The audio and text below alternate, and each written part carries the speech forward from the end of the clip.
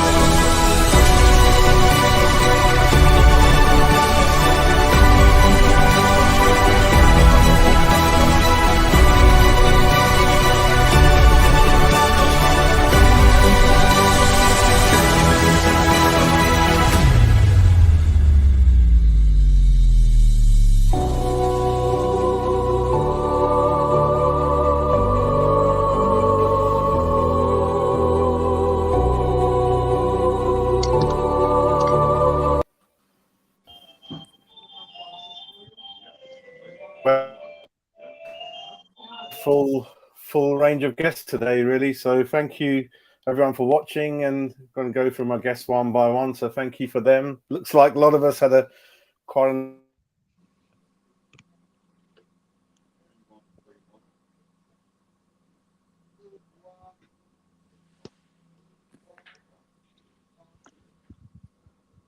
Has he froze for you? Yeah. Jazz has gone, man. I was going to say, he's frozen. Good show. He's checked out. So do you know what? We were that rubbish against Newcastle. I don't even want to talk about it. That's what I think he's saying. Do you know that intro bit, by the way? We'll fill time. Yeah. You know that intro bit he has, which is really nice.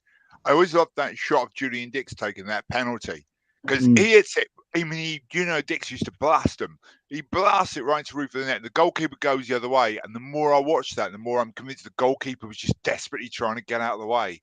He's just like, I'm not going anywhere near this. I'm going to fly over here away from the ball because it would take imagine he guesses the right way one day.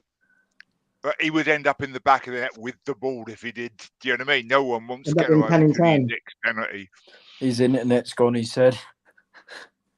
Ah, well, should we talk about ourselves then?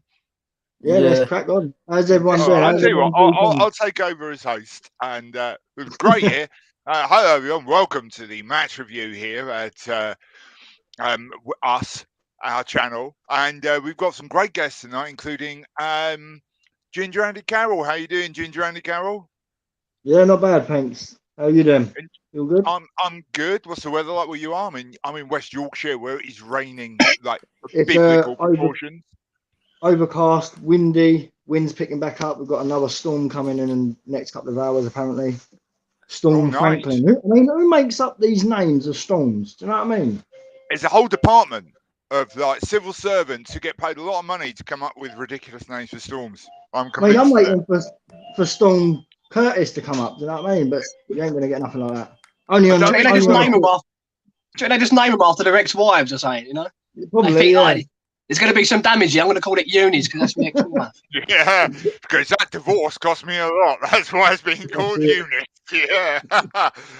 Steve, as you've just commented, how you doing, mate? I'm decent, fella. Decent. I'm good. Good to see. Good to see. I'm loving the beard. That's a development. Yeah, I mean, currently I look like saying out of Carry On Screaming. My barnet's all over the place. My beard's like I look like Robinson Crusoe, but I need to get it sorted out next couple of days. You do look like you might be hopefully soon be rescued. Do you know what I mean? You've got that look, but it's a good look. It's a good look. You're working it well. Unlike the look of West Ham online, who we can't see at all, he's just a badge. In fact, I'm convinced it's a disembodied voice in total that talks about West Ham. How are you doing, West Ham online?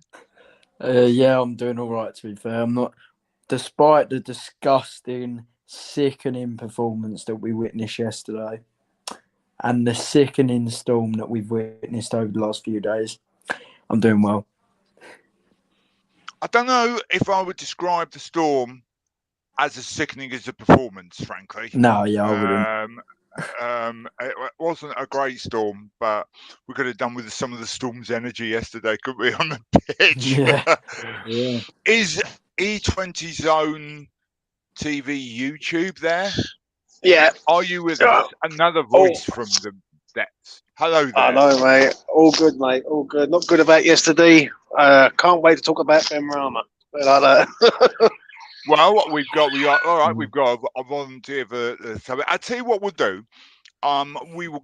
We'll split it for now anyway into 3 chunks or 4 chunks, yeah. So the first 3 will be, I would say, defence, midfield, and attack, and then sorry, mate, I've taken over your channel. Brilliant, thank you for that. Much appreciated, Mike. You can carry on for a few minutes. You're doing well. All right, I thought I would split it into defence, midfield, and attack. And then within that, we could talk about Ben Rama or Antonio, or whatever, or Suchek or Rice. Yeah. And then a kind of overall, which would be the Moyes effect, if you would. And hello, Steve, mate. How are you? Good to see you. Thanks for coming. So, should we start with attack? Because I think that's probably what we've got the most to say about, I'm guessing. And Jazz, what did you think of our attack yesterday, mate? Nothing there. Very easy question. Very easy answer. There's nothing there, and probably the worst I've seen in terms of sometimes you do see Antonio get into the box and perhaps try the odd shot here and there, but simply, mate, like I said, I really don't know who's up front anymore now. I don't know who's up front. I haven't got a clue, mate. Not going to blame Bowen. He tries as much as he can. He doesn't have the physical presence. And for some reason, one or another, he wasn't in the box like he's usually been. Antonio taking throw-ins, taking crosses. So, Mike, I don't think we got a striker. Simply, not even no one pretending to be up there yesterday, mate. Yeah. Okay, well, let's just to draw back a little bit from that. Do you think it's just that fact that we've not got a striker, or do you think that there were other issues amongst that? Let's take a sort of front 4 of Antonio, Bowen, Fornals and Ben Rama. I think there's more issues. It goes back to the last 2 windows at least, where we've only managed to sign one player who is able to be good enough to be in the starting 11. So that team that's playing at the moment is largely the same that's been there 2 years. So it's a case of just bringing extra bodies in who are good enough to be in the squad, in the first team, to challenge these guys and naturally motivate them and improve them, really. There's no challenging any of these from the bench. And what I'm seeing now is you ride your luck a bit under David Moyes. He's done brilliantly up to the point. Somehow, we've got minimal injuries last 2 years. Antonio, for some reason, well done to him. He hasn't got injured, but apart from that, I think David Moyes has gone completely crackers, mate. You can't carry on like this. It's simply, we're carrying 5 players, Mike, I feel, who wouldn't be anywhere near a top 4, top 5 team at the moment. You know, players like probably, Fredericks, Kufal's been off form, Suchek is just going we'll come back to the defence. Yeah, let's stick to attack. Stay focused and overall. And we will discuss overall. Ginger and Carroll, what do you make of it? We lacked ideas. If you looked at the stats, the passes in the final third that Newcastle done as opposed to West Ham was significantly higher. But they were more direct with their play. They got into those final third positions and wanted it more. Their passing was more on point. We got to the final third and then we'd play back, play across the box. No one would have a shot. Get a shot in, could get a corner out of it, could take a deflection. Look what happened with Bowen's goal the other week. He took a shot, got deflected, went in. You just never know. We've got to start taking shots and stop fucking playing Arsenal football and trying to walk it in the net, because it does not work when you're playing against 5 defenders that are sitting on the edge of their box with another bank of 4 in front of them. You can't just walk it in. Take a shot, find half a yard, get a shot away, or beat a man. Fucking go at a man down the wing and get the ball. I thought in the your box. opening comment, the very first lines you said there, I thought were the most prescient with act ideas, and I think that just summed us up for an entire game. But there you go. But yeah, really agree with everything you said there. Largely, I've got to say. So who wants to go next, Steve? Yeah, mate. I feel as if in the first 20 minutes yesterday, I was seeing sparks. I was seeing Fornells and Benrahma working hard. I thought, you know what, this looks like the kind of football he was playing against the Villas and the earlier on in the season. But then, as the game progressed, it just went to piss poor. As usual, like the Leicester game. I mean, I think Antonio worked hard first half. I think they worked hard first half, but second half, yeah, it went to pot, didn't it? And I think when you see Antonio, I watched James's YouTube last night, his video last night, and the fact that he's not challenged, he's not going to get taken off. So even when he's hitting shots from 30 yards outside the box and he's ballooning over, probably over the stadium, it's like he's not going to get punished for these things. And the fact that he's taking Benrahma off as well. I'm not saying Benrahma played great yesterday, but I mean, surely Antonio should have come up yesterday. Honestly, I actually thought Antonio worked really hard. Yeah, it was ineffective, but he tried. You can't say he was being lazy, can you? He tried. It was wildly ineffective. I agree with you, totally, Steve.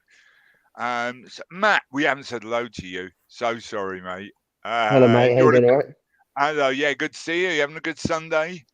Well, yeah, it's just started, so yeah, I'm alive. Right, so I woke up, so that's a good start. Can't complain. Yeah, it's a good start. Yeah, good eye in. And what did you make of our attack yesterday?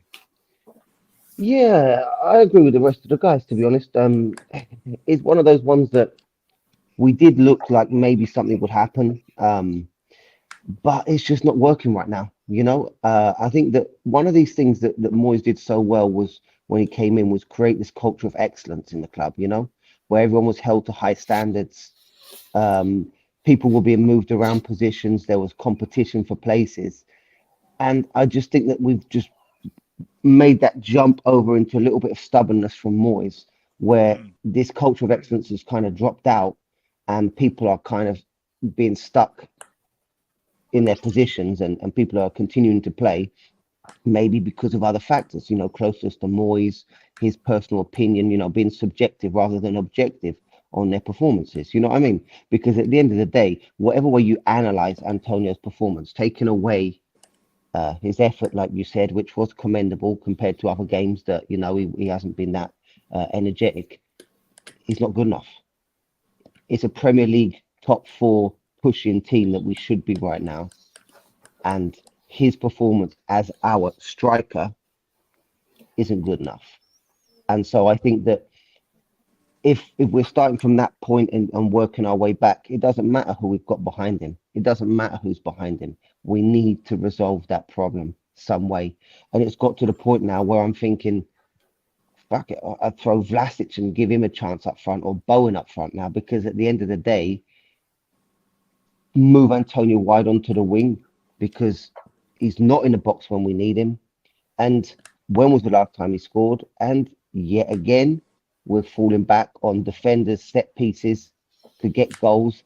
And not even, Mike, before we were getting these kind of goals to nick games. You know what I mean? Now we're getting these goals to draw games. So you can see a clear regression in our offensive situation. And it's worrying because we're going down this road of decline. What is going to give us that shock to move it back up? Because right now, I don't see what is going to make us break the downward curve. 100%. Well said. Blimey. Who's going to try and top that analysis? Let's go for West Ham online. That was great, Matt, by the way. Agree with every word. I agree. I think going forward, despite what Moyes said, in which he said that we've got the fourth best attack in the league so far this season, I think the bit that he's not read into is how poor our attack's been lately. And I think overall as a team, I don't know whether everyone else has noticed this, but is it just me or does the team look like less lethargic, less together than they were last season?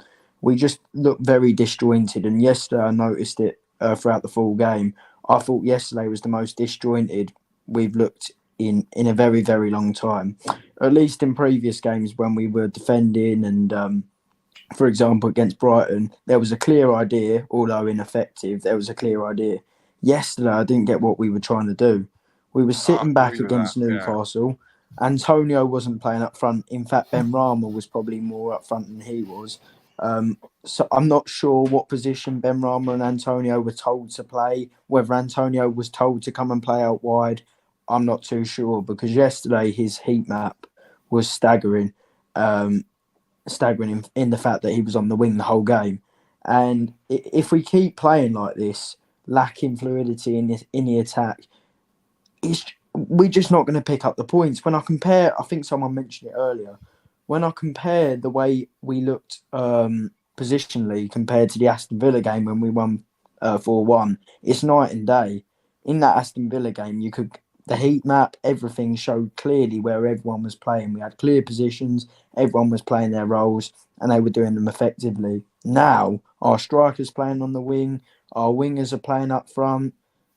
Souček is literally Casper the Ghost in the midfield, and we're just all over the place at the moment. And I don't know what it is. Clearly, we've regressed a bit. Clearly, Antonio has, because don't get me wrong, he's had to play a lot in a lot of games, and he's really out of form. And he basically knows he's not going to get dropped. But we have just regressed massively in the attack, and I can't believe Moyes hasn't noticed it. Yeah, well said. I must admit, you get this occasion when you watch, sometimes you watch either our opposition or you watch a game as a neutral and you watch the team come out and you're trying to work out, especially if it's on TV, you're like, what shape are they? What? And you know they're going to lose if you can't work out what even their basic shape's supposed to be. I thought we were like that yesterday. I really was trying to work out what the shape was. I think it's a really good point. It's what you're saying, isn't it, really? And I was really, that's really unlike us, because we've always had, well, last season, you got a real sense of what the shape of the team was all the time, what people's role was in it and how it all worked together. And yesterday, Newcastle, let's get this clear, were much better than us yesterday, I thought, especially in attack, and we're unlucky not to win it in some ways, with infinitely worse players. So something's gone horribly wrong. E20 zone, sock it to us. Hello, people. Dreadful yesterday. Let's be honest. As fans, if we can't turn over Newcastle at home, there's something drastically wrong. Mikel Antonio's never been a striker, mate. He'll never be a striker. And these younger fans who make out he's an hero, I'm sorry, but he's not fucking good enough at the end of the day. And we need a striker in the ranks. And I'm going to say it as clear as day. Side Ben Rama yesterday, scapegoat as per usual. I've been backing this kid up from minute one since he arrived from Brentford. And for me, yesterday proved something to all of the fan base, that there is favouritism at West Ham United Football Club. Mikel Antonio is a favourite. He's done nothing in 10 games. He might score a couple of goals, look good have a laugh and be one of the lads, but I'm sorry, I want him to be a professional footballer who scores goals for West Ham United. And he ain't doing that at the minute. And he should have been subbed yesterday. I heard what someone said earlier about saying about Benny. Benny wasn't wonderful, but was any of them wonderful yesterday? Even Declan Rice, who's, let's be honest, he's our hero. He wasn't great. And so we've got to be honest with that. Oh, yeah. So for me, I think there's a lot of favouritism at West Ham, and it's not right, in my opinion. Ben Rama seems to be making runs all over the pitch, which no one would pass to him. Yeah, he made a run on the wing, the left wing, in the second half. Creswell had about 2 hours to pick him out and finally played it when he was 10 yards offside. If we go back to Jared Bowen's chance in the first half when he hit the crossbar, Who's passes That's it? just, yeah, no, it's a great ball. I actually thought Ben Rama's movement off the ball was really good. I just thought no one was I giving actually him the thought ball. Ben Rama Mike. played quite well yesterday in comparison to I other agree, players going forwards. You what? Sorry. I actually thought Ben Rama was one of our better players going forwards yesterday. Yeah, it's good. Yeah. He offered a lot more. Do you know what I mean? He got involved. He wasn't hiding away. He wasn't hiding behind their defenders. He was trying to find little pockets in between the lines, trying to give the ball. But The problem is with everyone of the fan base is that he does one thing bad, everyone's on him like a ton of bricks. Yeah. Like everyone's all over him and says, "Oh, what's he done? What's he do?" Right, listen, he ain't going to score you 10, 15 goals a season. That's what the fan base have got to understand. He's not a centre forward. He's a flair. He's a winger.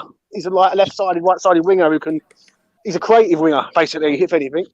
James, So he's going to score less, mate, considering what Moyes told him to not run with the ball so much. Yeah, exactly. Valid point.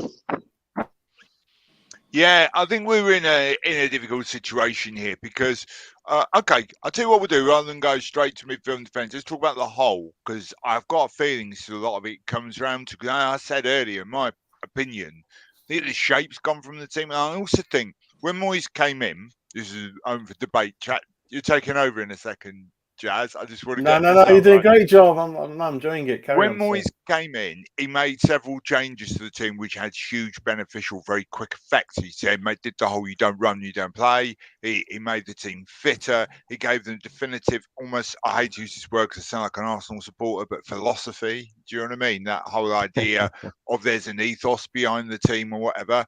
And since then, all the success has come off the back of that. Okay, well done, Moyes. Yeah. But all that's carried on is that's it. Nothing else moved forward. Other teams know exactly what we're going to do. They know what team we're going to play. We know how we're going to play. It makes us really easy to play against now, doesn't it? It makes us incredibly predictable. And even we as a team have run out of ideas to get around this, I think. What does everyone else think? Well, how long is it going to take till we make a change in the midfield is what I'm wondering. How many times does Thomas Souček need to play like Casper the Ghost before something happens? And I understand that we haven't got many options in there, but I genuinely think anyone could have done better than what he done yesterday. We either play into his strengths... The problem is, you just said it there. You've just said it there, West Ham Online. Right? We haven't got many options. Whose fault is that? It's David Moyes. I'd rather play Casper the Ghost and Crow, I'll tell you that now. Yeah, I know, but what I'm saying is we either play Souček to his strengths and allow him to go forward and allow the fluidity of the team to return, or we get him off. They're all fucked. You've played 2 domestic cup competitions, you played a league plus Europe. They are fucked. Yeah. We've got no one in to back them up. We've been saying this. We've been saying this for weeks and months. We need to reinforce, not because we're light or we need better players. We need to help the players that we've already got because they are fucked from carrying this team every game in every competition this season so far. But that's the thing, isn't it? Because the squad is good enough. That was evident last season. It is good enough. Yeah, cool. Not the squad. Sorry, the starting lineup's good enough, but the squad depth isn't there. So we don't need players that. I don't think we need. We did it. We need a world-class striker, but we're not asking for world-class midfielders, world-class fullbacks. We're asking for someone that can replace her for now as a Ben Rama, and come in and they can be confident within that side. Yeah, but I think when Moyes is turning around saying things like, we can't find better than Yarmolenko, then come on. Yeah, you're in trouble at that point, aren't you? Do you know what I mean? Because frankly, you're asking for down and put in a fair interpretation. Jazz, what do you make of all this? For me, I'm angry, mate. I'm angry because it's a missed opportunity yet again. We went through the same thing last season. Roll back a year ago when we signed Jesse Lingard and we needed another striker to come in and we were 2 points away from Champions League. And I'm still seeing people saying, don't worry, we're 5th. Yeah, I'm like, no disrespect, get in the fucking real world, people, please. Like we're 5th because we played 3 games more than all the teams around us. Yeah. Right, and we are level 1 points with them. But people go, no, don't worry, we're 5th. And what it is, I just want to say this quickly, is that the fan base will go, we've always been fighting relegation. I'm sorry, in 35 years of my life, I want to see West Ham win something. Like, I don't want to keep seeing us being that bang average team in the East End of London. Because what was the point leaving Upton Park? What, just to be that team again? Like, what's the point? Yeah, I can't argue with that. Not only have we played a lot more games than the teams around us or immediately below us, especially, we've played the easier games as well. Our fixture list really tightens up as we go on. We And played it's a all very, the very easy games. good We point there. And Mike. not taking 3 points off Newcastle, such a bummer, isn't it? I mean, really is. Go for it, Matt. Mike, I do want to say, mate, if you're talking about an analysis, it's a clear regression. Because if you look at the first game that we played them at Upton Park, where we won 4-2. Wishful thinking, no? St James's Park, when we beat them, 4-2, right? Wasn't it 4-2? Oh, we looked so good. Yeah. You know, and then you're getting goals. I think Benrahma scored. I think Antonio scored. You know, guys were on form. And look at that position that we were in, and look at where we are now. You know, like Ginge was saying, factors involved of bit, you know, tiredness. Like West Ham Online was saying, factors of lethargy and not clicking together. I think it was James that was saying that was there's favouritism. All of these things are just chipping away at us. But the thing is, you can see that we're going on a clear regression. And like you guys have said, we are fifth still, only numerically by a miracle from suspended COVID games. Really now we're looking at being a top 8 team. And that is a clear regression, not only from the first half of the season, but from last season. And we're at a big risk now of ruining, letting go all of that great work that was done last year, and really just entering to become a mid-table Wolves-esque team where we had the chance, as much as it hates to say, at Tottenham, you know, breaking into the top 4. And it's really shit. It's really shit. And if we can see it as humble, uneducated fans, why the fuck are these people who are getting paid so much money to take decisions at the club can't see it? Or if they can see it, why are they not doing anything about it? Okay, it's a great point. Also worth pointing out that we don't need to be draw 1-1. I thought Newcastle deserved to win that game, but also it was their reserves. They had their third choice right back on. Their third choice right back. So it's an even bigger regression. And no one did anything down that side. No one took him apart. You know what I mean? No one was really was pushing it, and a lot of the players in that team were very much. If you imagine that they had their normal players that we know would be in the first team fit, half that team wouldn't be playing. But never mind. My question then, are you all right with this, Jazz? Because go ahead. Go ahead, mate. My question then to everyone is: given the fact that the transfer window is now closed, let's sort of talk about what we should have done. Yeah, because I know what we're all going to say. I think we all agree we should have brought in some players. So let's just put that down. Given where we are now, what do you think we could do now to improve where we are moving forward from this point? Would you think that we should be at? We can buy a free agent. You would still bring in a free agent at this point? Yeah, you're perfectly legal to. Why not? Yeah, There's a few free agents out there.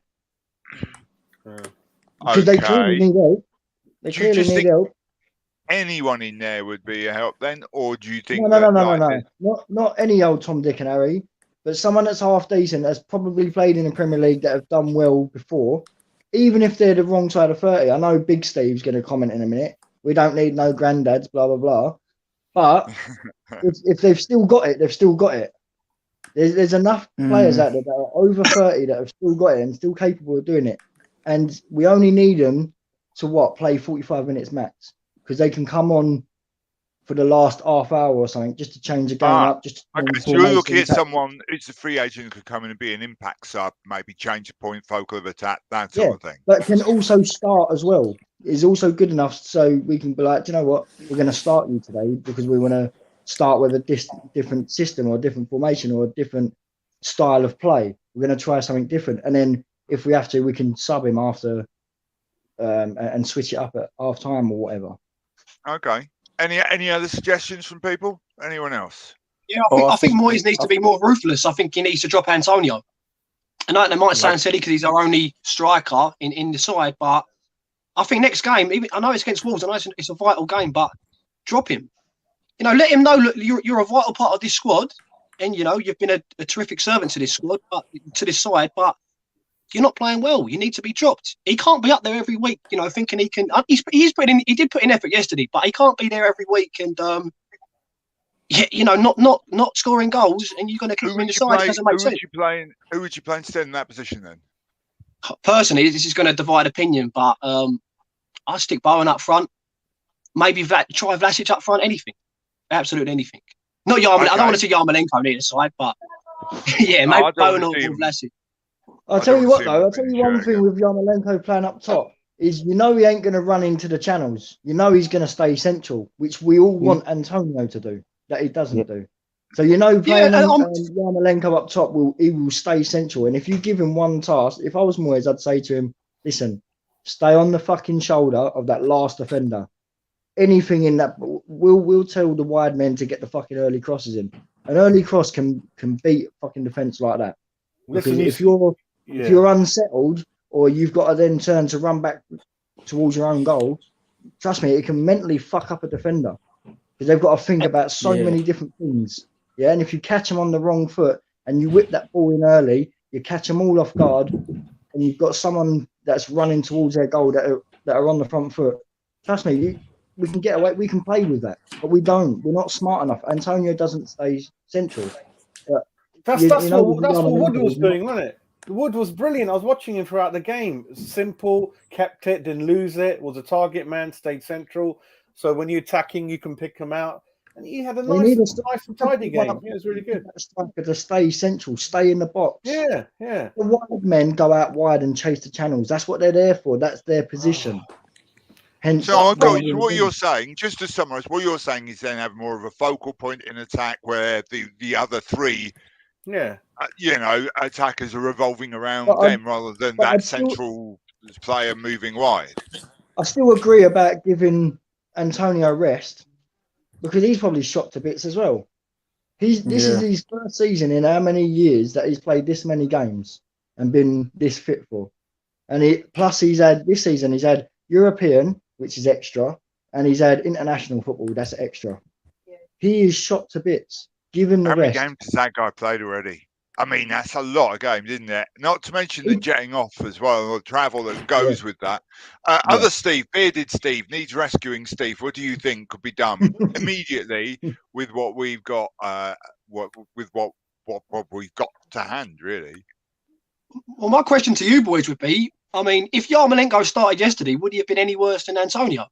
I mean, I know he's a poor player. He was a good player in his time, but honestly, yesterday would he have been any worse? I know Antonio tried, but I don't see at this point. I don't see any difference with them two. You know, if Antonio played or Yarmolenko played, I don't see any clear differences. You know, I don't think one's better than the other at this stage. Well, I think Antonio's just off form.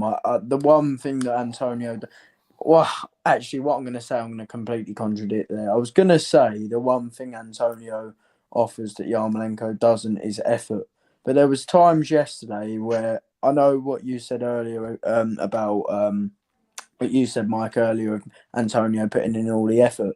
But I think it might just be because he's knackered. Because at the end of the game, he was just walking around. He weren't challenging for anything. He was totally blowing, wasn't he? He was totally blowing. Yeah. It was a lot of the second half. He was completely knackered. I agree with that. Yeah. Yeah, I think it shows even in his shooting. He just after he goes on a run, because he's so tired, he can't hit it anymore. He just balloons it over every single time. So I agree. I think Antonio has to be dropped now. Whether it's 1 game, 2 game, 3 game, Bowen's got to start up front, because let's face it anyway, Bowen scored most of his goals in the box lately. He's been in the box more than Mikel. Yeah, been swapping. You can even put Fornals, Lanzini and Ben Rama with Bowen in front. Yeah. By the way, can I ask, I don't know, and one of you guys probably does, or all of you probably do. Where was Lanzini yesterday? Injured. He was injured. Apparently. Do we know it's a big injury? Yeah, it doesn't mention on the website what the issue is. I mean, Kafal, it says injury, Masuaku knee injury, Ogbonna, but it doesn't mention Lanzini.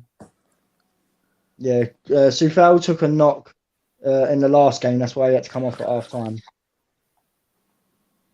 Against Leicester, that was. He took a knock in the first half, so he had to come off at half time. Okay, let's switch up the subject. Mike, can I just say something super fast, if you don't mind, mate? Just go 1 minute. for it, mate.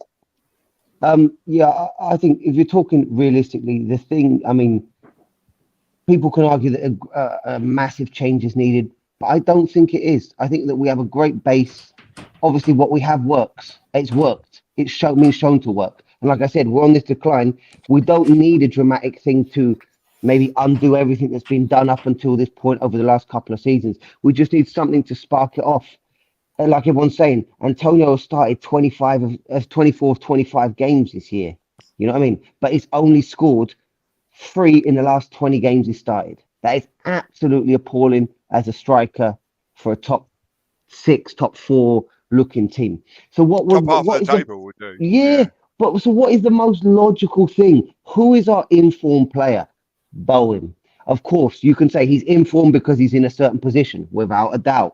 You know, I understand the counter argument. Don't move an informed player out of his position that he's informing. But at the end of the day, he's pushing on an England call-up. There's lots of motivation. You know, he's shagging Danny Dyer, for fuck's sake, whatever what you want to include for his motivation to be good at West Ham. But he's on form and he looks more versatile. He looks more adaptable and he always looks up for it. So I think he's got a goal bonus with Danny Dyer. Every time he scores a goal, he gets a little bonus off her. I hope it's Danny Dyer daughter, not Danny Dyer dad. Yeah. No, I don't think he's that bit of a guy. But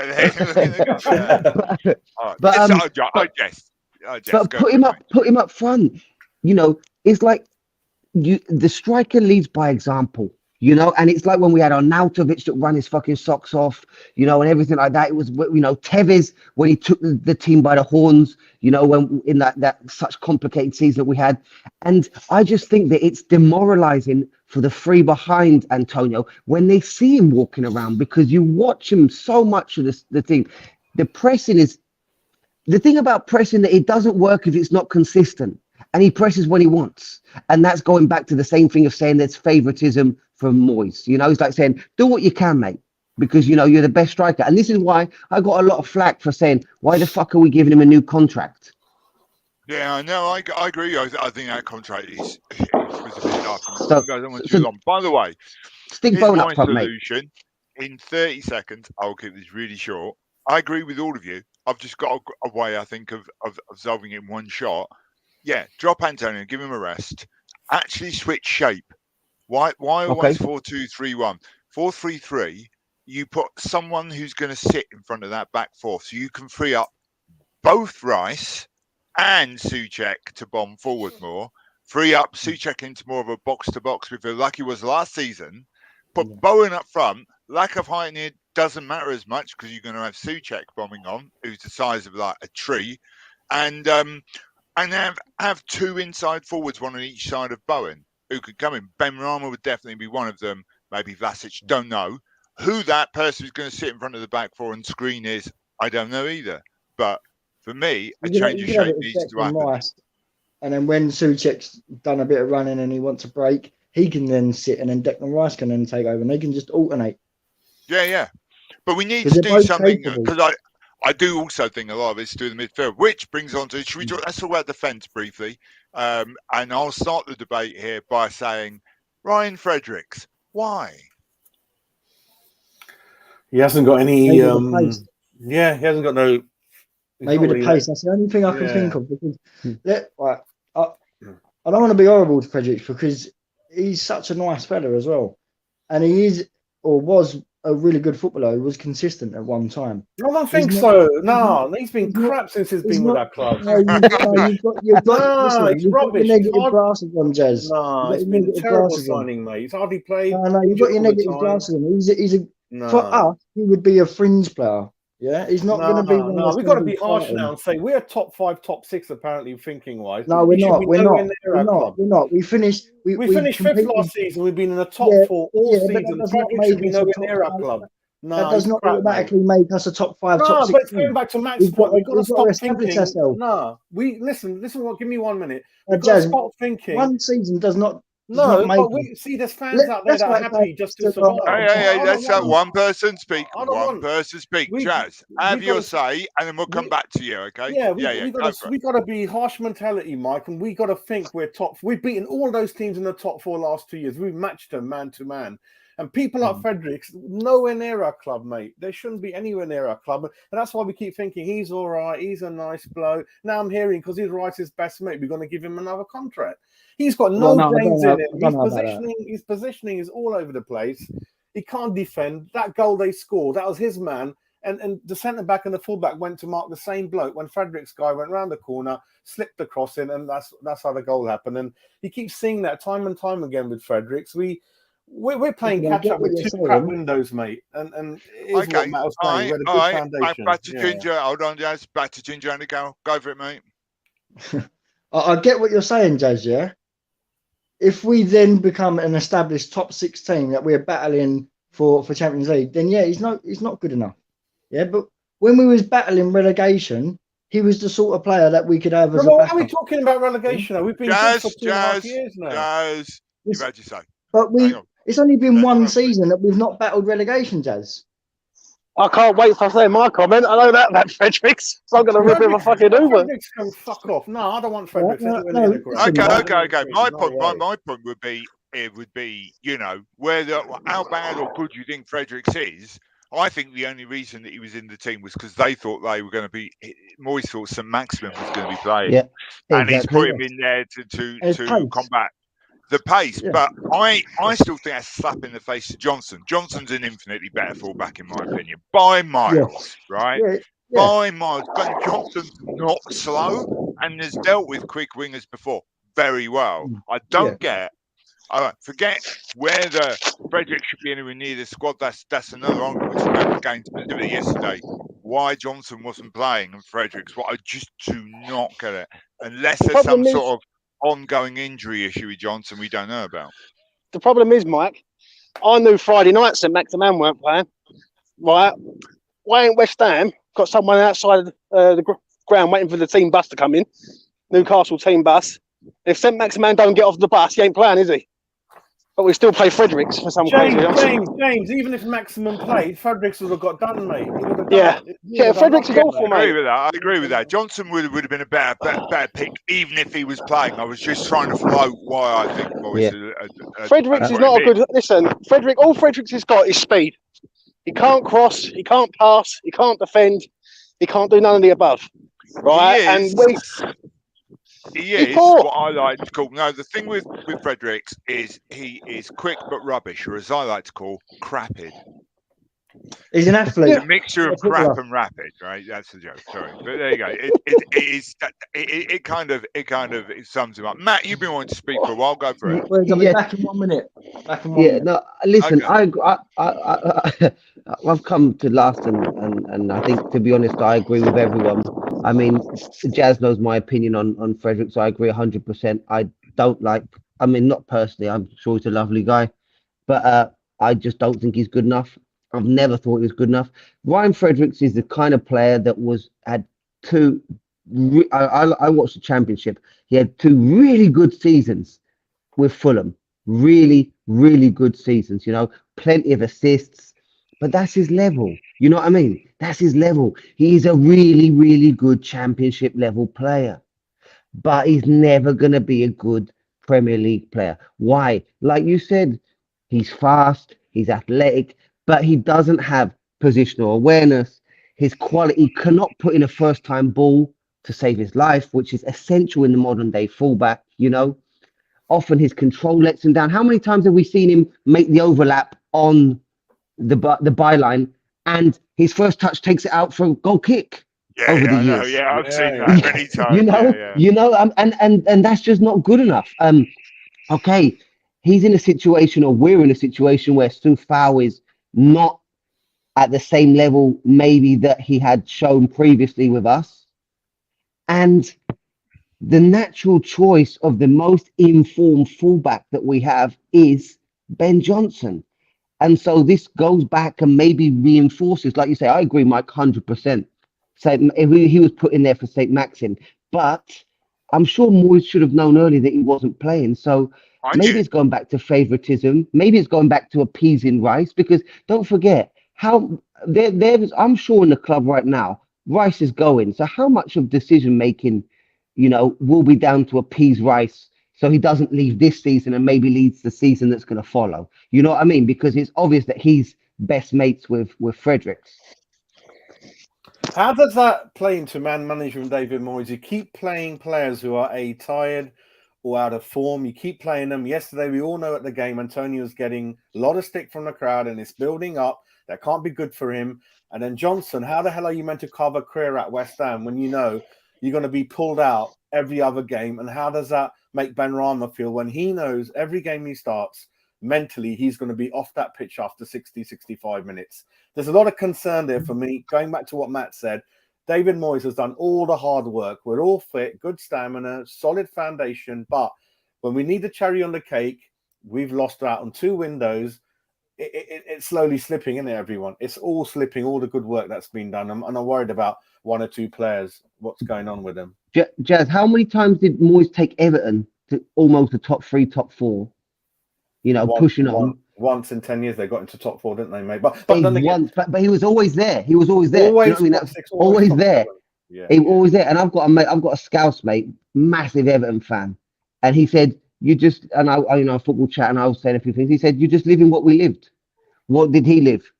Small squad. Because if you Google it, I haven't, but I'm sure if you do, if you Google Moyes' squads under Everton, they were always almost limited. Like the same thing that fans, I mean, we can feel the same as Leeds fans, under Bielsa right now, that's managing a ridiculously small squad. And what does it come down to? Out of stubbornness, lack of adaptability. And Moyes' my mate said Moyes' decisions, always the same subs. Like we've seen with the classic Masuaku Yarmolenko one that's been floating around for a while. Subs late on in the games, which to his credit, he has changed a little bit. I will give him, we've seen some halftime subs coming up recently. We've seen magically some double subs, which have been absolutely wonderful, like Christmas coming early, And just this fact of having certain players that were, he mentioned Leighton Baines, that he had his time, that was clearly well past his best, and Moyes just kept him in there, So I mean, I think we're living the process now, maybe in a shorter period than Everton, because Moyes took longer in Everton, but I think we're having the same thing, and everyone is a circle of life, mate. Everyone comes up to their time. Would I sack Moyes right now? Of course not. I wouldn't. But I think it's time to start looking around, like I talked about with Leeds. I think they're going to be in the same place, that even though the fans love Bielsa, is now time to be looking at options to make the next step, and because the key here is consolidate your position. You know what I mean? We've made that jump up to this top 4, top 6, top 8 bracket. It's our chance now to consolidate it, and not drop off. But what does it require? Continuity, both in the football style, like Mike was saying, some sort of flexibility in our formation and not become the same team that everybody knows how we're going to play, what's our style. Maybe that 4-3-3 would be a great idea. And going back to the same, transfers, selection, bringing in new players, because we've seen over the years how people coming in January have helped us massively to give us that push on. And this is what we missed this year. The only problem is with that, Matt, I just want to cut in there, Mike. The only problem is with that, what you're saying about Everton, I understand what you're saying, but we are in 2022 now, and we've got some powerhouse teams involved now. Like back then, massively. Let's be honest, you had Man United, Liverpool, Chelsea, Arsenal. Massive, yeah. Tottenham were non-existent. Leicester were nowhere to be seen. Everton were lurking, but nothing really. When you look at the Premier League now, we're in the top 10, just like, and that's through like when you look at it in a grand scheme of things, Villa will come strong, Everton will go strong, Leicester will go strong. That's 3 teams. We've got Wolves, who's another one. They look a really good team, and I suspect we'll actually finish above us this season. By the way, Do you know what I mean? I think Arsenal and even though Spurs are an absolute tower of rubbish this season, they will probably finish above us as well. The problem is, that's a really good point. It's a great point, by the way. The league's changed and moved on. But what you're saying about Fredericks, is I totally agree with what Jazz was saying there. West Ham should be aiming higher than Ryan Fredericks. Let's go back, right, to 2020, sorry. September 2020, when we'd signed Vladimir Kufal for £5 million. Everyone thought, who's this geezer coming over? Vladimir Kufal for £5 million from Prague. Like, he ain't going to be better than Fredericks. The first game he played for West Ham United, he pissed all over Fredericks, like, and he was the best player West Ham signed that season. With Ryan Fredericks, he shouldn't have been playing yesterday, full stop. There's no two ways about it. And I don't understand. To me, that was stubbornness in Moyes. For me personally, and I'll see if anyone else agrees, it seemed like he'd done his tactics, his team, all week. Come to the Friday night when he heard that St. Maximin ain't playing, he's gone, right, I'm just going to play Fredericks anyway because I've done that anyway. Yeah. And that's how it seemed to me. That's stubbornness in its finest. Great point. You could well be very right there. That would explain it, wouldn't it? Because I knew Fredericks wasn't playing Friday night as well, by the way. I think everyone did. And not Fredericks, St. Maximin. St. Maximin, yeah. No, that's a really, really good point. Jazz, over to you, mate. Yeah, I just feel, for me, David Moyes has peaked. I think, I don't know what's mentally wrong with him. This was a good job that came very late for him. He wasn't expecting to come back into football. He all fitted. He's done all the hard work. And now when I think he has been given support and backing and money by the board and for some reason has hesitated to do it. For me, he's peaked. I think we need a Gerrard-type, big-name manager who can attract the really good names that hopefully will have the purse full going forward. And then slightly bit more skillful. I think we've got the fitness is there. We're good at running. We just need one or two different type of players, which I'm afraid Moyes won't bring in. I think he's just sticking to the same box standard mind that he has, which has done well up to this point. But we need different plans, don't we? Plan B, someone more skillful, maybe a Coutinho type, or perhaps encourage Benrahma to, again, produce a bit more skill that he's got in his locker, which is, I think he's been told to lock it away for now, I think. So yep. I think we just need to mix it up a bit more. And this is a difference between comfortably top 10, top 7 and top 4. 3 very different levels. And again, I'm going to argue with fans who are happy with, we were nearly relegated. I don't want to go into that mindset again. I want to be aggressive, like James said. No, we're only going to look forward. And James, we've beaten all these so-called clubs comfortably. So we're not scared of anyone. We've matched them, mate, with a smaller squad. And now get more players in and it'll be better for me. So for me, Mike, I think one more window left for David Moyes. And yeah, for me, I think it'd be Gerrard type of, not Lampard, because I think Lampard defensively, tactically wise, I don't think Lampard's got it in him. I think long term to be a good, successful manager.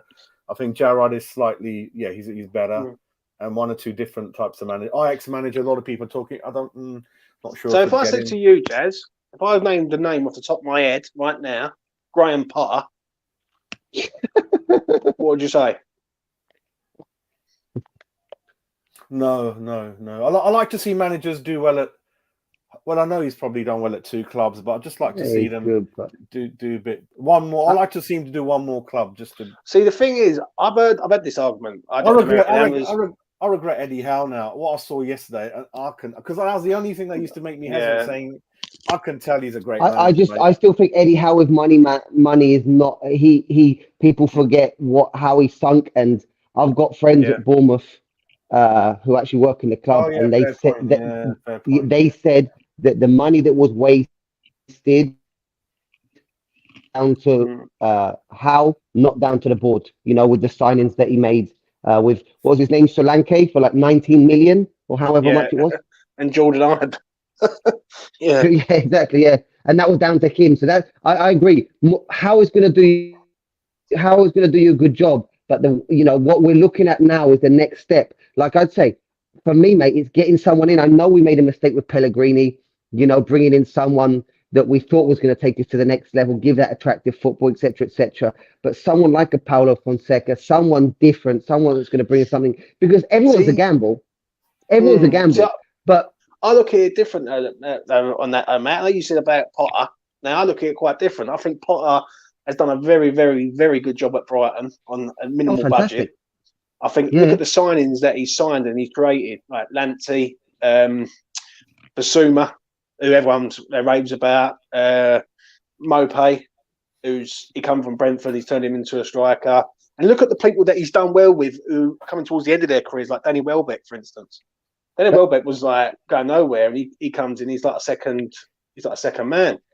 But So James, mate, for me, sorry, mate, you've just described David Moyes when he came to West Ham as well, though. No, because Moyes came in, made wonderful signings, got the level out of him, and I agree with you, mate. Potter's a good manager, mate. He is a good manager, but can David Moyes get any better, though, Matt? Can Moyes get any better? But Potter definitely can get better.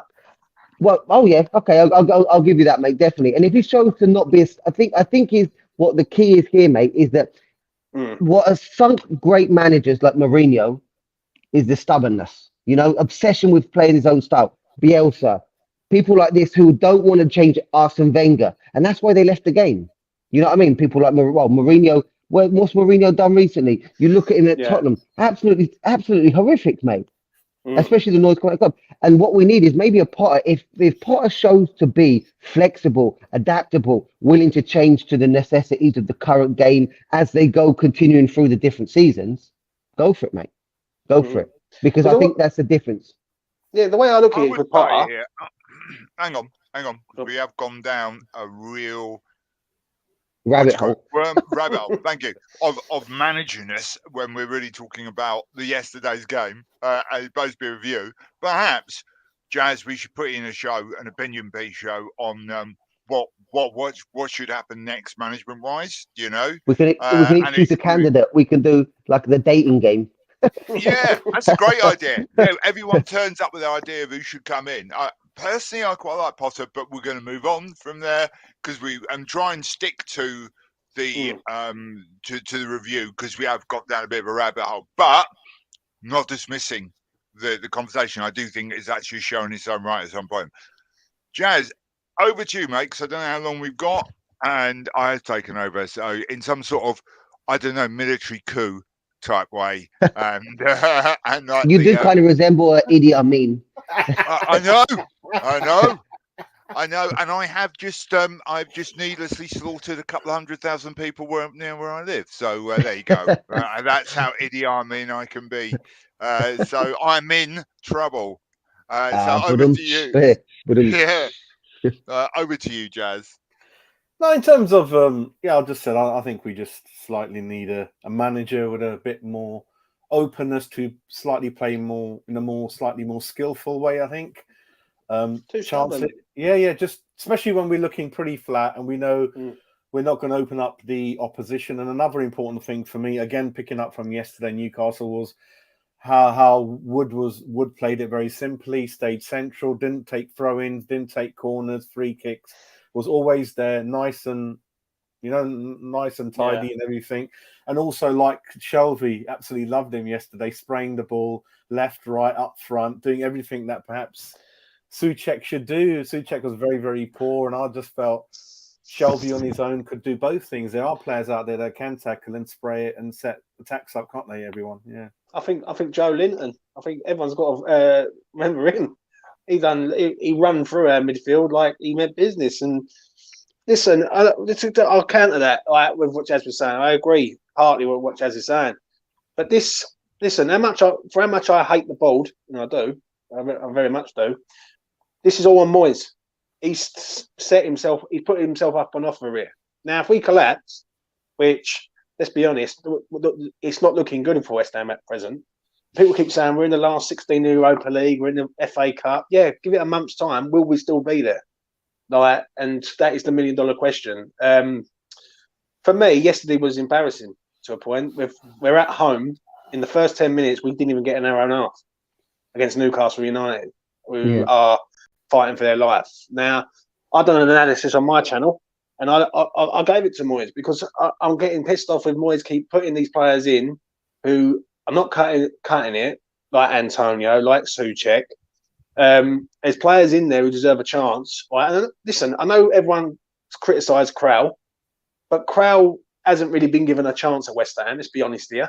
Like he's played 3 games, West Ham in the shirt, Yeah. like in competitive games, really.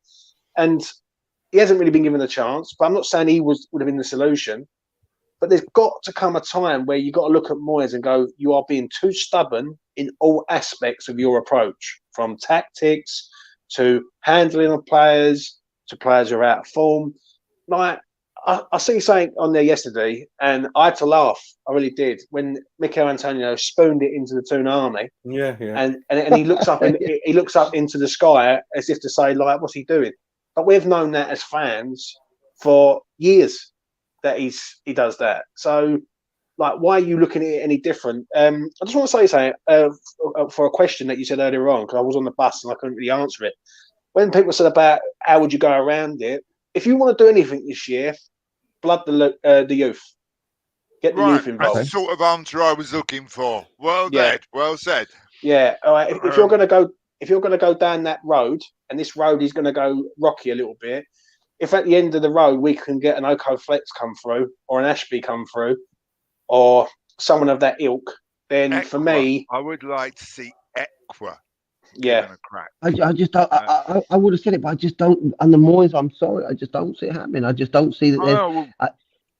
What we're going to get on the Moyes is more of the same. What we're talking about is what we think. I agree, mate. I agree. Hypothetically, it's logical, but then again, whether we like it or not, and I mean, I've got mates in coaching, you know, that the step up between what is under 18s, under 21s, under 23s to the Premier League is absolutely massive. You know what I mean? Absolutely massive. But what can you do? You can only give them a chance. You know what I mean? You can only give them a chance. But it's much nicer to blood youth when you're in a good position, a strong position, than when you're in a situation with us. Because what we are now, mate, is we're a boat. Okay? We're a boat. We've had a couple of holes that have been letting water in over the season. You know what I mean? We had the chance in January to cover the holes and tap the holes over. We didn't do it. We said, we know what? The boat will last. The water's coming in slow. You know what I mean? It's not like we've got like that, Matt. Who's to blame for that? Is it Moyes? Completely, mate. I mean, at the end of the day, mate, if you look at, I work in consultancy as well as education. You follow, and Jazz knows in business, you know, you follow the chain of command. Decisions fall at the feet of the people who are responsible for taking decisions. That is it. And like there's a famous expression that responsibility has a name. You know what I mean? And that name is David Moyes, because at the end of the day, he is the one responsible for the results on the pitch. The board are to blame without a doubt. And is it that the board maybe don't want to pay whatever? But at the end of the day, David Moyes is there to get results. He is the final point in the line.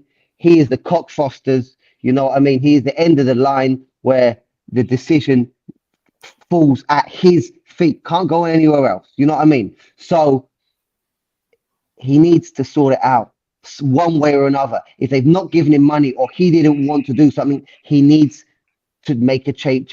And with my hole in the boat analogy, it's now got to a point where it's starting to worry us. You know what I mean? And it's at risk now of sinking. Yeah, but when we could have taken... Matt, what it is there, sorry to interrupt, brother, right? But what it is where the fan base keep flip-flopping from side to side. And on one hand of the fan base, they go, oh, don't worry, you've got to be happy with what you got. Like, at least we're not going to get relegated. And on the other side of the fan base, you have got people who are saying, well, hold on a minute, we're in the best moment that we're at present. Why don't we act and seize the moment and go, right, let's express ourselves while all these other teams are in transition, so to speak. Like Tottenham's in transition. Man United don't know who their manager's going to be, right? Leicester are in a bad moment. Everton have just got a new manager. Villa have just got a new manager. Wolves have got their new manager in this season. And when you look at it, the fan base is split because, as I say, one side of it can't get out of their head that, you know what, these men fighting relegation. Like, the moment we left Upton Park, and I say this openly, and I said it on my channel, Jazzy channel, and many other channels, right? The moment we left Upton Park, that mentality has got to go. We're in Stratford now, 65-seater stadium, plus 1,000 stadium, right? We've got the best fans on the planet. Yeah, we go home and away, whether it's League Cup or a friendly, Do you know what I mean? It's about time they start respecting the fans and going, we expect top 10 every year, not just one or twice, just every single season. And if we don't get it, why aren't we getting it? That is the question. Yeah, I agree, mate. I mean, I use this example of two guys I know. They wanted to do a bodybuilding competition. One of them was in normal condition. The other one was in really good nick. You know what I mean? Who is it easier to get into the competition? Yeah. Well, second guy, the guy that's already in good nick, and that's the situation where we are. We're already in good nick. Just a little bit more effort, and we can make it to something spectacular. Rather than, we've already done all that hard work. The 80-90% of the hard work's already been done. Yeah. And it's just frustrating because, for example, if it was me in that position, not only from a footballing sense, but from a financial sense, from a marketing sense. Yeah, here we go. This is the truth. Yeah. It just makes sense.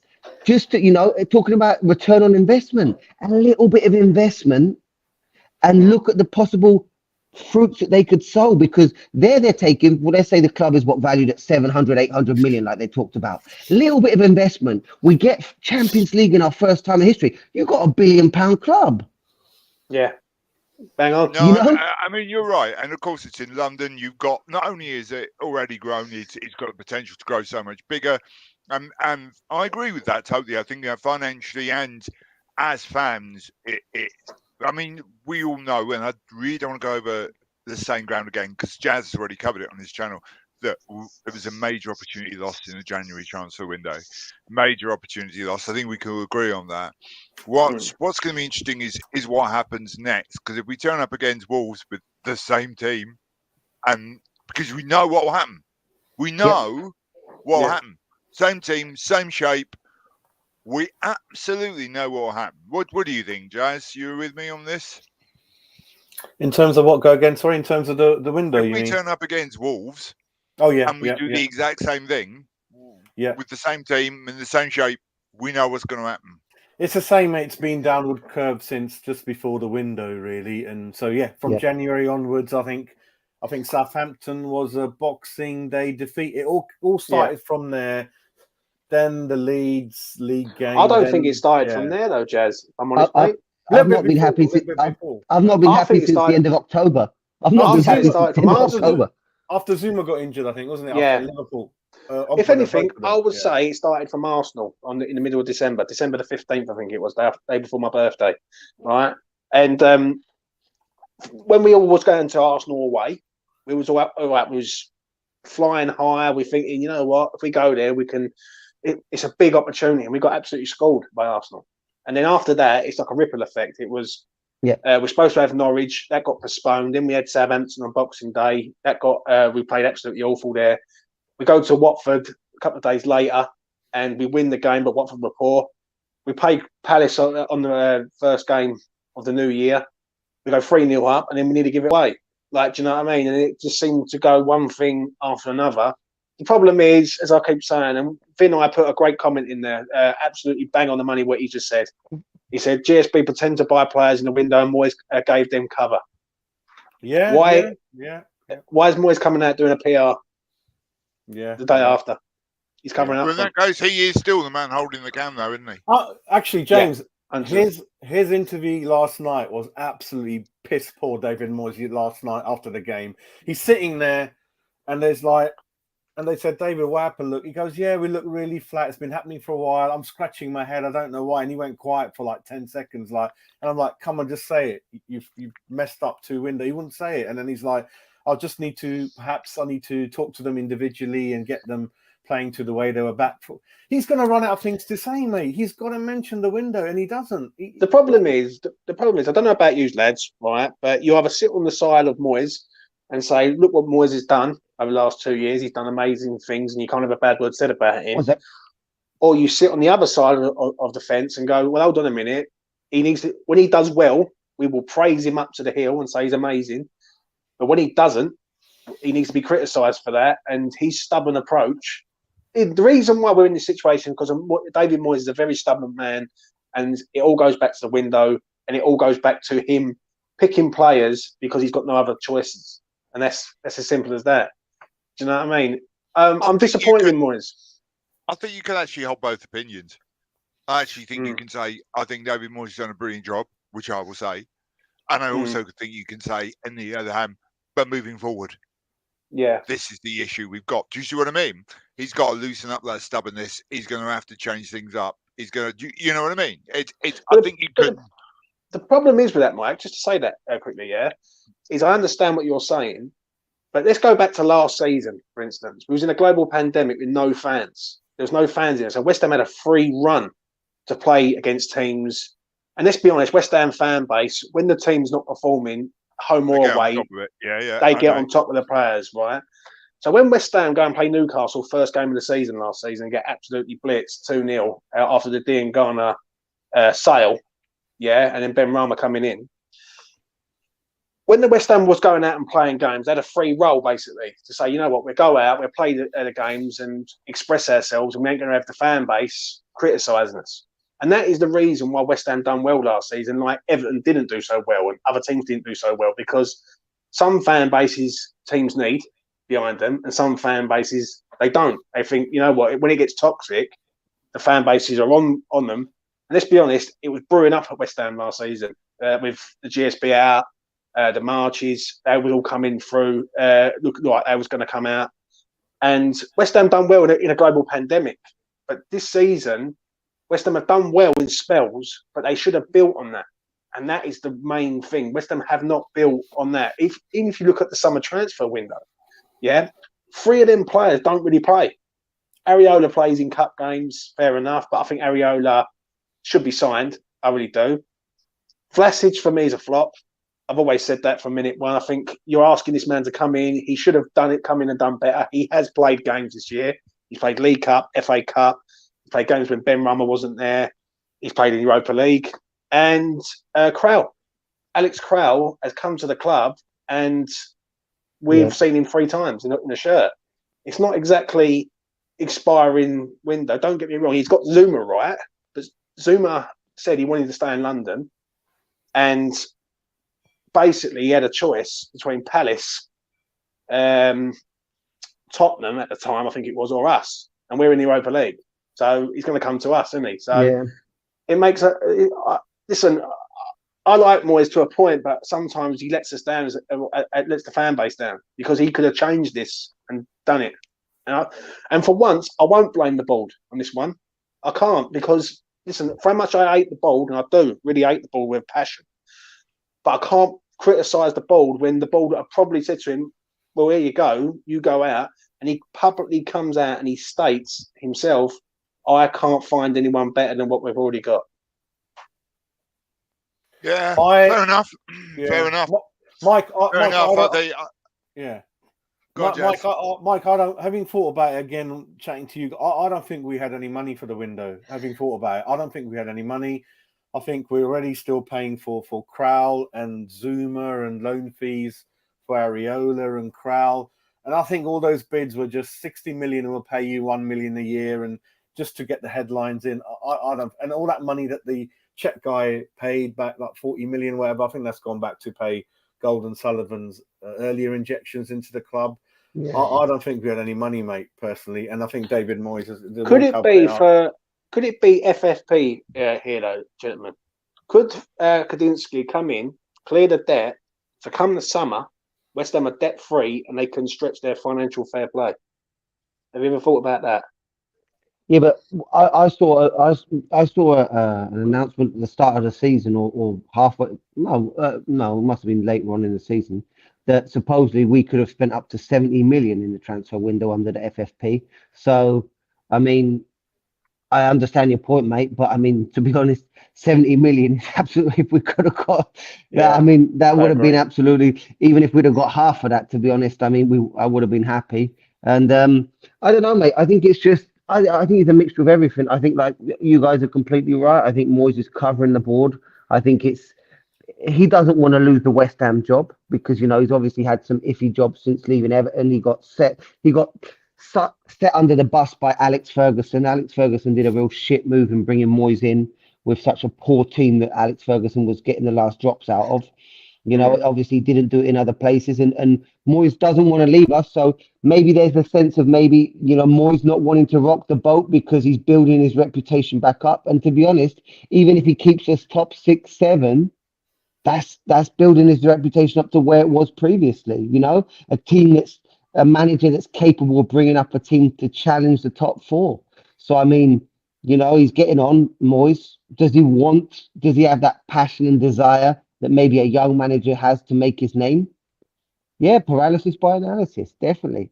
100%, mate. You know, 100%. And does anyone agree? There's been a lot of chat to say experiment with Fornals in the middle next to Rice. What does anyone think about that? Mate, did you not see in the game where he took that shot and then all of a sudden you see him sprinting back and he's making a block 15 seconds later in the area?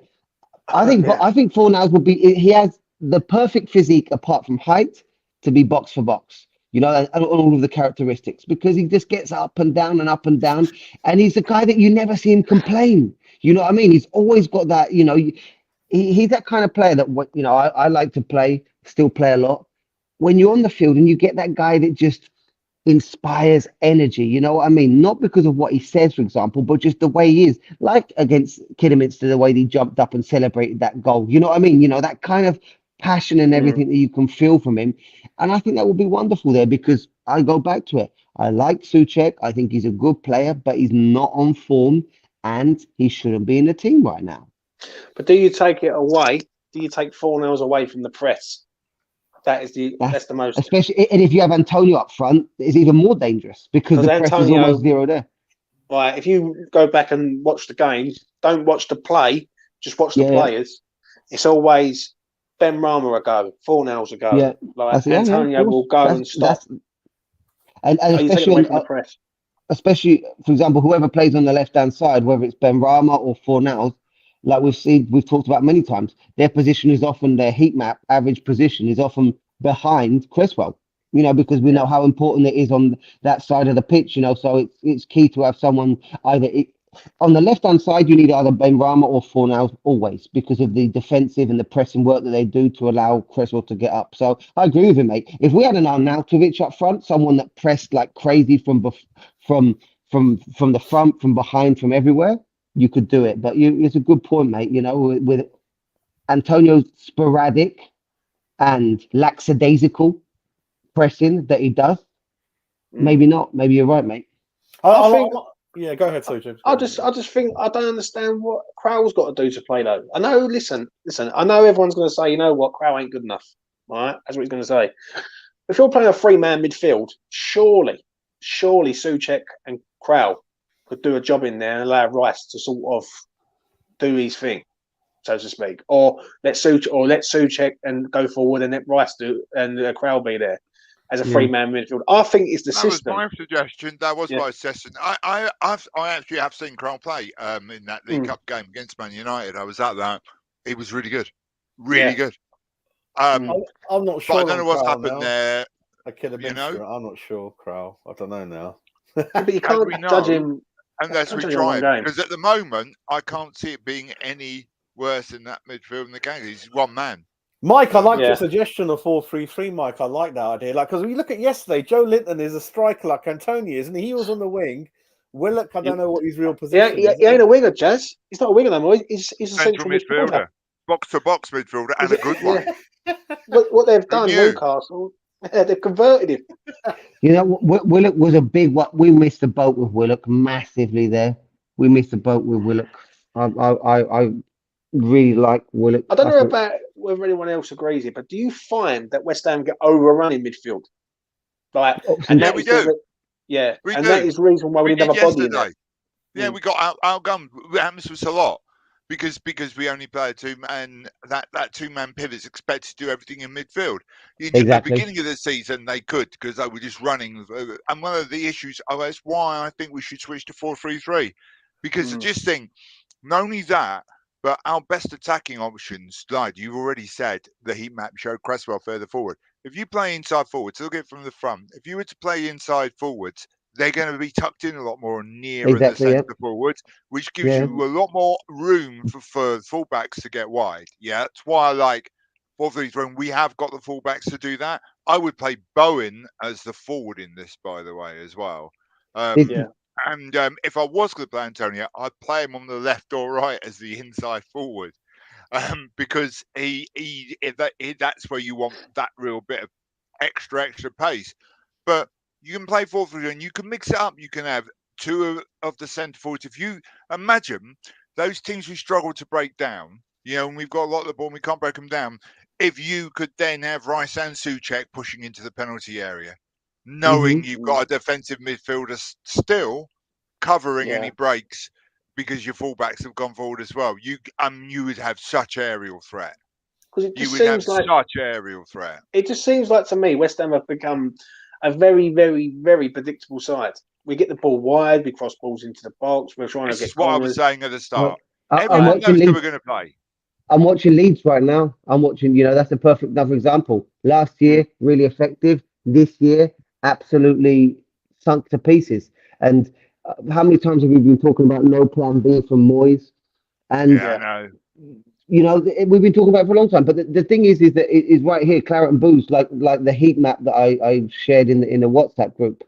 We are in what is considered the red zone, around the semicircle outside the area of the box. Our activity is almost nil there, and to be honest, we're so loaded against the left hand side in general, not always, like yesterday, for example. But it's just, you just know how to people know how to beat us now. People know how to beat us, and we just lost that. Also- When we didn't keep Lingard, we lost that. That key in the transition from defense to attack, because he was so important in breaking out, because he was so important, and losing Lingard, and there's no guarantee that Lingard would have been good, because with that, well, let me just say here with Willock. Look at Willock, how he came in last year at Newcastle, scored 8 in 14, and yesterday was his first goal of the season in 20 games. So there was no guarantee that Lingard would have come back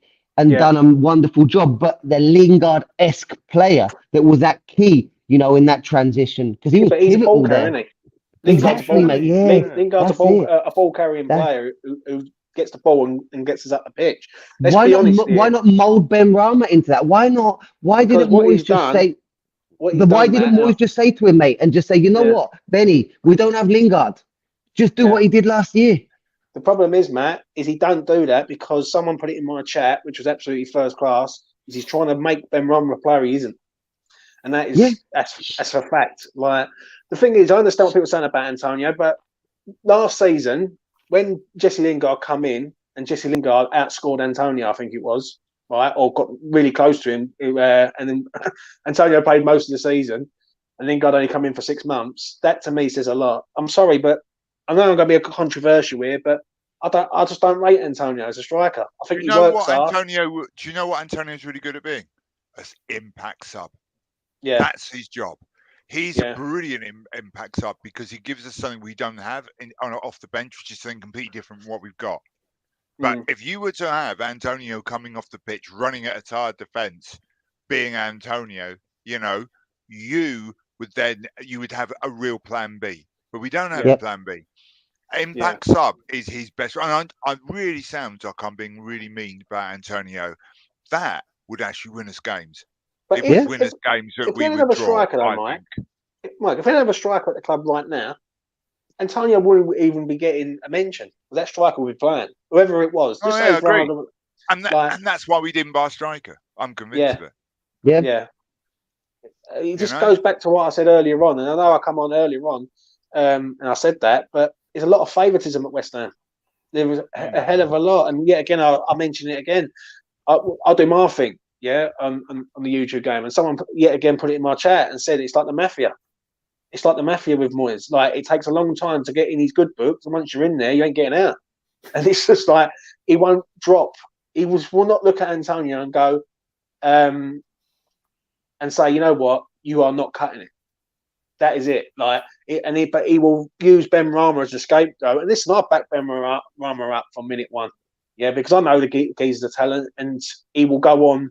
If he does get sold by West Ham, or Moyes don't want him at the club, he will go on. He'll be a top player because when I look at Moyes, is that we've got players in our ranks. Yeah, Jared Bowen's done well this season, but let's hope it ain't a one-season wonder with him, like it was with Lingard. Like if he does it next season, that's why I don't believe Bowen will get sold this summer. Anyone who says, "Oh, Bowen might leave in the summer window," I don't believe it myself, because I think people will look at him next season, and if he does the same thing again, then I think bids will come in for Bowen. But going back to Ben Rama, like Ben Rama has been subbed 18 times this year. He ain't been bad in all them 18 games. I won't have that. Like maybe a few games he's been bad in, maybe like 35%, 40% of the games he's been bad in. But other than that, there's been games this year where he's come to the 70th minute mark, and you can look at your watch and go, yeah, Ben Rama's coming off now. And Antonio starting 24 of 25 games. And Yeah. one as a sub, no? Half time was it Saints? Yeah. I think I think for me, you really get players like Salah who are good every game all year round. It's all about having a good squad. So when we mention there's games perhaps Benrahma suited for, he's not. There's games Lingard suited for, they're not. Antonio, if you've got Lingard and Antonio on the bench, both coming on together after 60 minutes as an example, it's all about mixing it up when people are a little bit naturally off. And certain games, I think that's all. I think Bowen and Lingard and Bowen I think they're great players, but playing them every game and every match, I don't think that's common sense either. But you just got to mix it up, haven't you? But let's be honest here, though, Jez. We're lucky, and we have got to be counting our stars every single night that none of these players get hurt.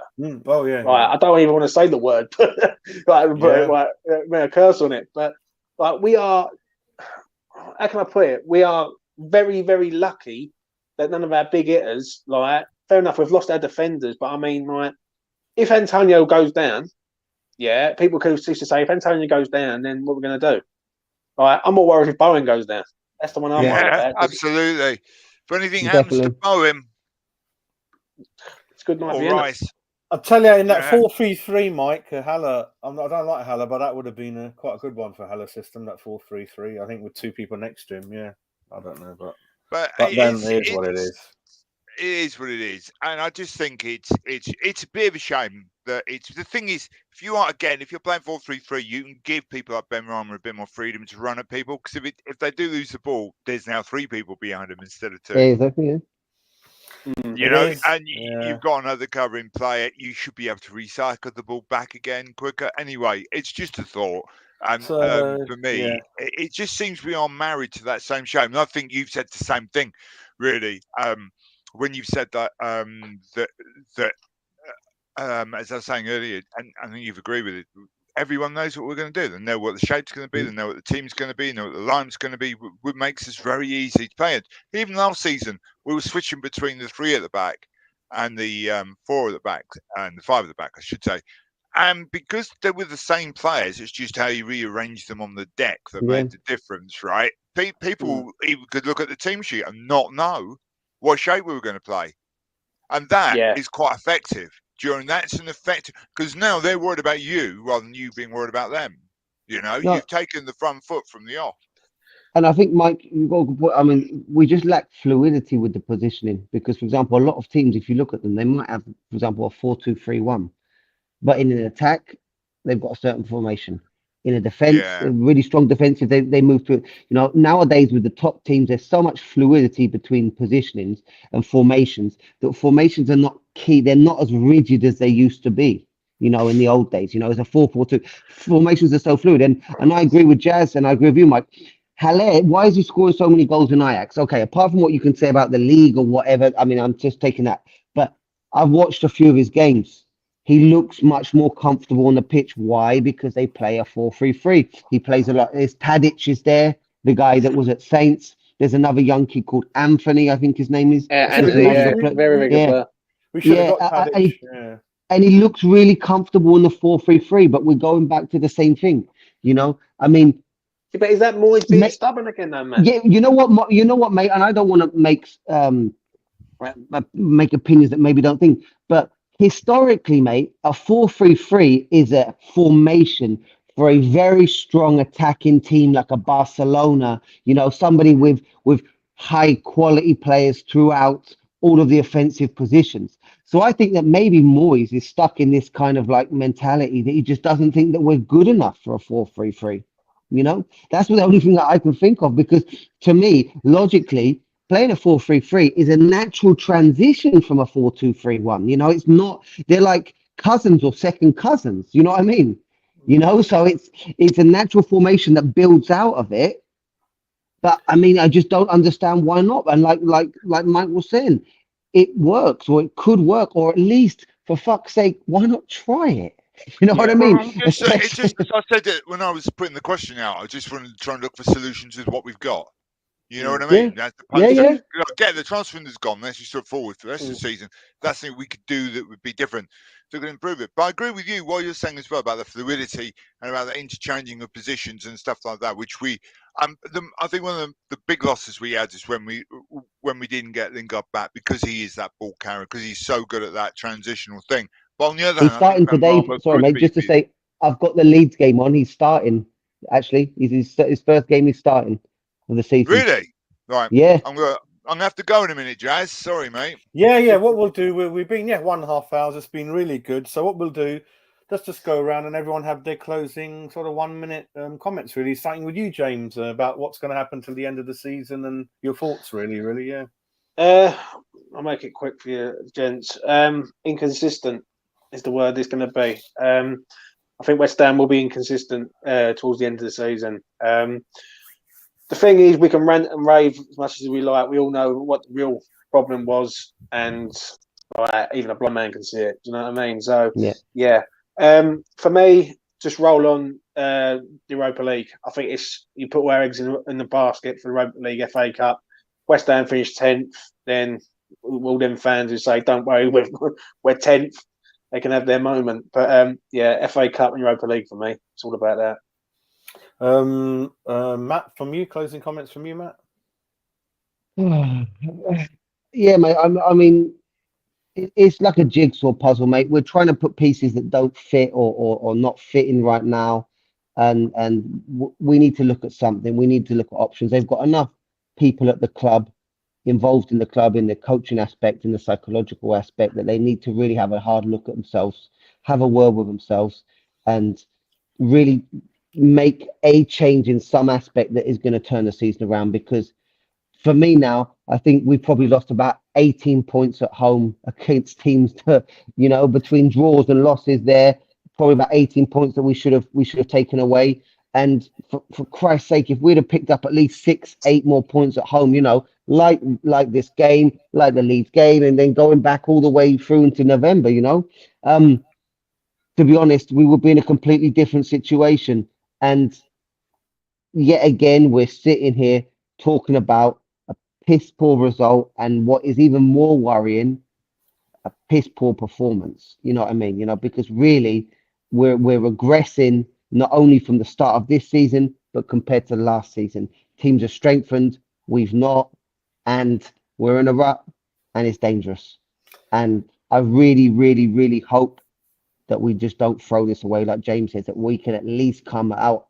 If it's not a solid performance in the Europa, if it's not at least a solid performance and get to at least a final in the FA Cup, or that we can just concrete. Now I'm looking at top 6, and I'll be happy. If you gave me 6 now, I'll bite your hand off. Mike, closing comments from you, mate? You'll be joking if you think we're going to finish 6th, 8th to 9th best we can do. Yeah, that's what I'll bite your hand off. And is what I think we're gonna be looking at here, and what I think will happen, which is as opposed to what I would like to happen, is more of the same. I think you'll find a Clay. I think we're in the same shape with the same players played all season. I hope things like the challenge of the Europa League perks the players up a bit, but I suspect they're just drained. We were pretending to do too much with too small a squad. I love what Moyes has done here, and I don't want to see him go. I would like to see someone else brought in as a coach who's a little bit more tactically flexible to advise him, that he might actually listen to. I would like to see the squad expanded in the summer massively. We're going to have a major spending spree because there's so many players going on the end of contracts. We're going to need a massive rebuild, whatever happens. And then those who want to leave as well. Yeah, I think off you go. You want to go? And but for now, for the rest of the season, you're going to see more of the same with the usual. We'll scrape some wins. We'll draw games we should have won, and you know what? Somewhere along the way, we'll beat someone we shouldn't have because we generally do that, and then we'll lose to a couple of teams we shouldn't have. It's just more of the same, and we'll finish between 8th and 9th. I think we'll finish 7th. I think we'll find it difficult to get to the later stages of Europa. I think Southampton at home in the FA Cup, that's going to be quite hard for us. So we could be going out of that. So that's the end of the season without really progressing from last season. I think whatever happened behind closed doors, I'll never know. I'm completely gobsmacked what's happened in the last window. I still get nightmares over everyone. I've been following football for a long time. I never predicted it would ever get to that low. We all used to laugh about it, but it's shocking what's happened. And for me, that window in the summer for me will make or break David if it hasn't already. And we need to be like James. I want to be top 4, top 5, get more aggressive. You remember Leicester? They won the league. They got rid of the manager, everyone, after that year 1. They didn't sit on it and say, we're not going to sack you for 5 years, which West Ham would have done. Yeah. We got rid of him because they wanted to keep going on and on and on, and they've done it. We've got to be ruthless. Thank you, David, for stabilising the club, saving us. Absolutely brilliant. Go down in history as one of our good managers. But you got to be ruthless, ambitious enough to let's get someone big in. That's my closing comments. I think it's a shame we've done it in history a lot. West Ham, you just get there. Mike knows better than me, then you don't quite build upon it really. So 7th for me, and the season will just he'll just slowly petter out for me, unfortunately. But it's been a great show, great interaction in the chat Sunday morning. It shows how passionate West Ham fans are. They've had enough from yesterday's game, I think. Mike, you led the show brilliantly. You should do it a bit more. Give me the back seat, mate. Well done, Mike. Next game. Yeah, well done, Mike. Thanks a lot, mate. So thank you all 3. Hopefully we'll catch up in the week and see what we see and see if there's any changes for the next game, any changes in the result, really. So, thank you to everyone. Thank you. Have a great day.